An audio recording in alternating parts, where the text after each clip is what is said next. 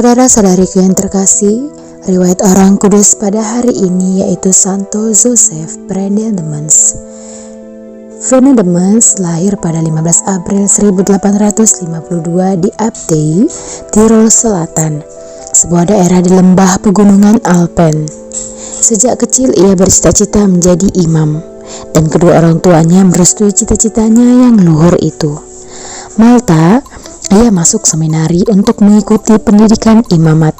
Ia berhasil meraih cita-citanya tatkala dihabiskan menjadi imam di Brixen pada 25 Juli 1875. Karir imamatnya dimulai dengan menjadi pastor di paroki Santo Martinus hingga 1878. Pada waktu itu, Santo Arnoldus Jansen mendirikan sebuah serikat religius baru yang dinamakan Societas Verbi Divini, Serikat Sabda Allah. Serikat yang berkedudukan di Steyl, Belanda ini mengabdikan diri pada pendidikan yang memiliki semangat misionaris, bergabung bersama Arnoldus Jansen untuk mengembangkan serikat ini.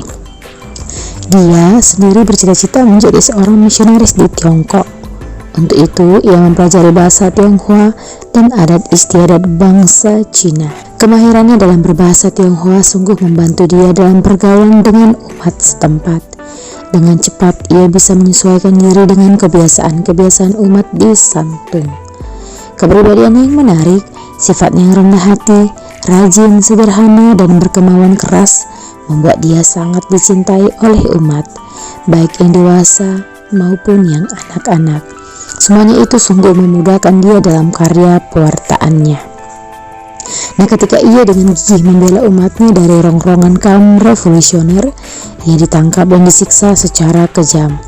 Namun semua penderitaan yang dialaminya tidak mengendurkan semangatnya untuk terus meneguhkan iman umatnya dan terus mewartakan Injil.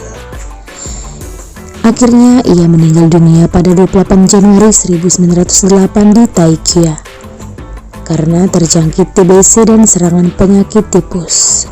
Ia digelari Beato pada 975 oleh Paus Paulus yang ke-6 dan dikanonisasi sebagai orang kudus pada 5 Oktober 2003 oleh Paus Yohanes Paulus yang ke-2. Semoga Tuhan memberkati kita. Amin. Kalian telah menderita banyak, sebab itu janganlah melepaskan kepercayaanmu. Pembacaan dari surat kepada orang Ibrani. Saudara-saudara, ingatlah akan masa yang lalu. Sesudah kamu menerima terang, kamu banyak menderita karena kamu harus bertahan dalam perjuangan yang berat. Baik waktu kamu dijadikan tontonan oleh cercaan dan penderitaan, maupun waktu kamu mengambil bagian dalam penderitaan mereka yang diperlakukan sedemikian. Memang kamu telah turut mengambil bagian dalam penderitaan orang-orang hukuman, dan ketika hartamu dirampas, kamu menerima hal itu dengan sukacita, sebab kamu tahu bahwa kamu memiliki harta yang lebih baik dan yang lebih langgeng sifatnya. Sebab itu janganlah melepaskan kepercayaanmu, karena besarlah upah yang menantinya. Kamu sungguh memerlukan ketekunan, supaya sesudah kamu melakukan kehendak Allah, kamu memperoleh apa yang dijanjikan itu. Sebab dalam Alkitab tertulis, sedikit atau bahkan sangat sedikit waktu lagi, Dia yang ditetapkan untuk datang itu akan tiba, tanpa menangguhkan kedatangannya, tetapi orangku yang benar akan hidup oleh iman. Dan apabila ia mengundurkan diri, maka aku tidak berkenan lagi kepadanya. Tetapi kita bukanlah orang-orang yang mengundurkan diri dan akan binasa. Sebaliknya, kita ini orang-orang yang percaya dan yang beroleh hidup. Demikianlah sabda Tuhan. Syukur kepada Allah. Kerajaan surga seumpama orang yang menaburkan benih. Benih itu tumbuh, namun orang itu tidak tahu. Inilah Injil Yesus Kristus menurut Markus. Pada suatu ketika Yesus berkata, "Beginilah hal kerajaan Allah. Kerajaan Allah itu seumpama orang yang menaburkan benih di tanah.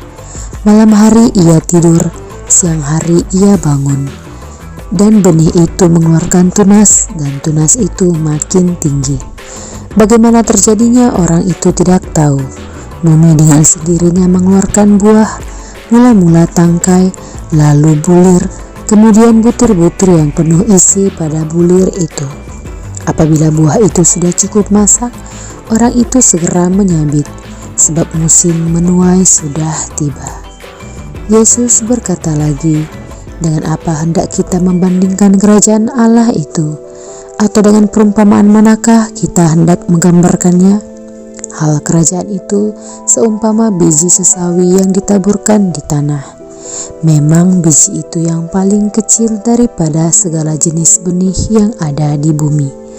Tetapi apabila ia ditaburkan, ia tumbuh dan menjadi lebih besar daripada segala sayuran yang lain dan mengeluarkan cabang-cabang yang besar, sehingga burung-burung di udara dapat bersarang dalam rimbunannya.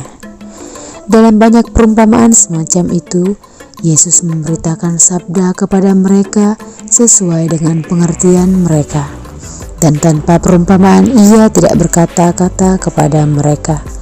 Tetapi kepada murid-muridnya, ia menguraikan segala sesuatu secara tersendiri. Demikianlah Injil Tuhan. Terpujilah Kristus.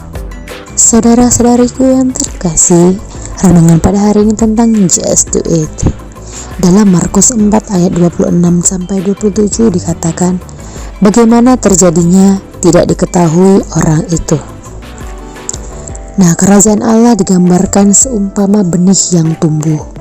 Benih itu merupakan iman dan kepercayaan atas penyelenggaraan Allah atas hidup kita. Pergumulan dan penderitaan hidup akan mendorong pertumbuhan kita jika dijalani dengan ketabahan dan kesabaran. Kita akan menang atas semua itu jika kita bergantung hanya kepada Tuhan.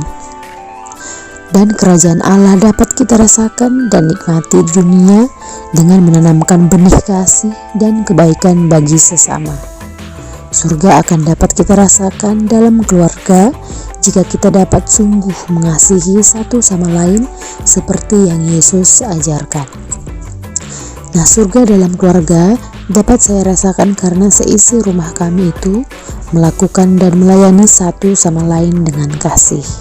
Tidak perlu hal yang spektakuler, tetapi hal-hal kecil yang dilakukan secara rutin dengan penuh cinta akan membuat suasana surgawi dalam keluarga. Lakukanlah yang terbaik yang bisa kita lakukan setiap hari dan setiap saat bagi keluarga tercinta. Lakukan terus-menerus dengan rasa cinta dan penuh pengorbanan. Sudahkah saya menciptakan suasana surga bagi keluargaku? Tindakan kasih apa yang ingin saya tunjukkan kepada keluargaku? Semoga Tuhan memberkati. Amin.